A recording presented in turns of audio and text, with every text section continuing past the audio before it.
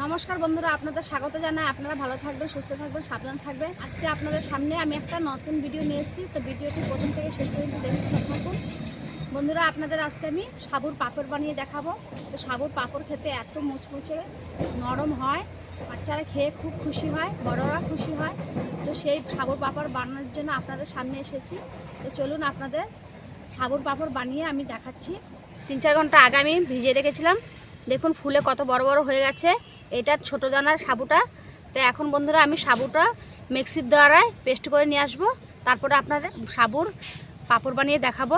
সাবুগুলোই paste করে নিয়ে এসেছি। তো আমি 200 গ্রাম সাবু নিয়েছিলাম বন্ধুরা।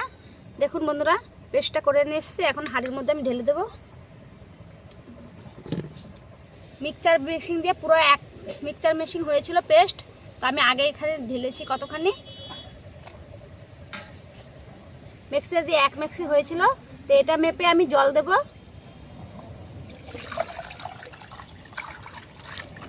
আমি মিক্সিটা ধুয়ে আমি 2 মিক্সি জল দিয়ে দেব। 200 গ্রাম সাবুর মধ্যে এই মিক্সির দ্বারা যদি আপনারা পেস্ট করেন তাহলে মিক্সি মেপে 2 মিক্সি জল দিয়ে দেবেন। আমি 2 মিক্সির বাটির মেপে আমি জল দিয়ে দিচ্ছি। প্রথমে এক দিয়ে দিয়েছি, আর একটা দিয়ে দিলাম। সাবুর বাটারটা আমি পুরো মিশিয়ে নেব। আমি ভালো করে জলের সাথে সাবুর পেস্টটা মিশিয়ে নিয়েছি। এখন আমি উনুনে আঁচ ধরিয়ে ফেলেছি। ভালো করে এই চামচ দিয়ে কাটতে হবে, আমার নাড়া রাখতে হবে। পাঁপড় বানানোর জন্য যে আমি বসিয়েছি, এখন আমার চলে এসছে। দিয়ে দেবো স্বাদ অনুসারে লবণ।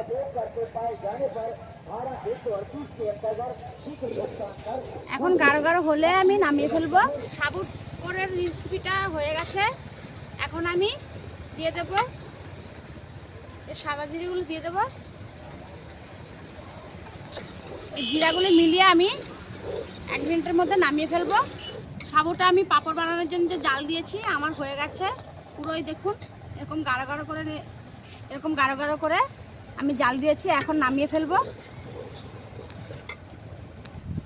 দেখুন বন্ধুরা, আমি পাঁপড় বানানোর জন্য এই প্লাস্টিকটা আমি বিছিয়ে দিয়েছি। তো এই প্লাস্টিকটার মধ্যে আমি পাঁপড়গুলি দেব।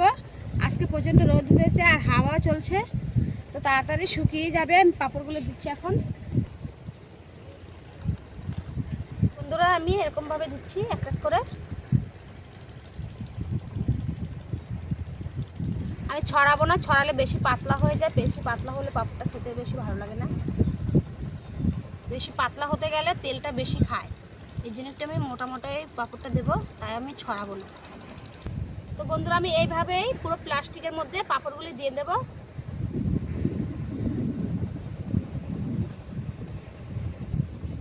তো বন্ধুরা দেখুন, পাঁপড়গুলি সবগুলো দেওয়া হয়ে গেছে।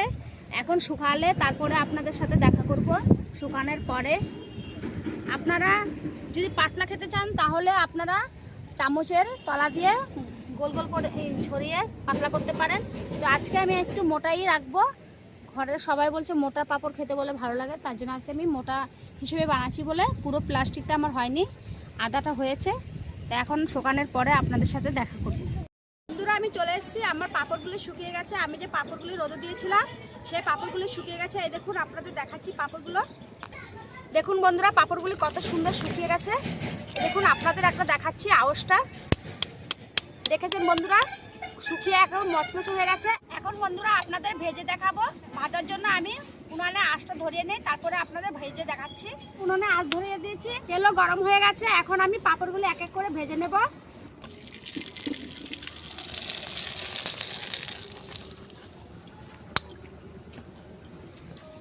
দেখুন বন্ধুরা, পাঁপড়গুলি কত সুন্দর করে ফুলছে আর কত বড় হয়ে যাচ্ছে। কতটুকু পাঁপড়টা ফুলে কত বড় হয়ে যাচ্ছে।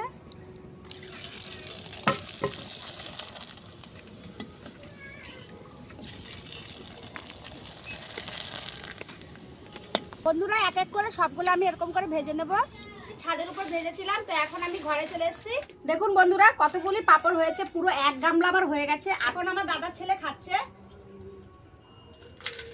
এখন আমি একটা ভেঙে দেখাচ্ছি আপনাদের কেমন মুচমুচে আর কুরকুরে হয়েছে। দেখুন বন্ধুরা, কত নরম আর মুচমুচে কুরকুরে হয়েছে। এরকম ভাবে আপনারা বাড়িতে সাবুর পাঁপড় বানিয়ে খাবেন। কিরকম হয়েছে গোপাল? ভালো হয়েছে। দেখুন বাচ্চারা খেয়ে বলছে খুব ভালো হয়েছে।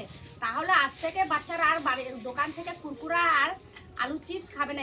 আপনারা এরকমভাবে সাবুর পাঁপড় বানিয়ে খাবেন, খুবই ভালো বন্ধুরা, আর কম খরচায় কম সময়ে হয়ে যায় পাঁপড়টা। তো আমার পাঁপড় রেসিপিটা আপনাদের কেমন লেগেছে? যদি ভালো লেগে থাকে বন্ধুরা, তো অবশ্যই আমার চ্যানেলটি সাবস্ক্রাইব, লাইক, কমেন্ট, শেয়ার করবেন। আর নিত্য নতুন রেসিপি দেখার জন্য আমার পাশে থাকবেন। আর যে বন্ধুরা আমার পাশে এসছেন তারা আমার চ্যানেলটি সাবস্ক্রাইব করবেন। আবার ফিরে আসবো পরের ভিডিওতে। আপনারা সুস্থ থাকবেন, সাবধানে থাকবেন। নমস্কার।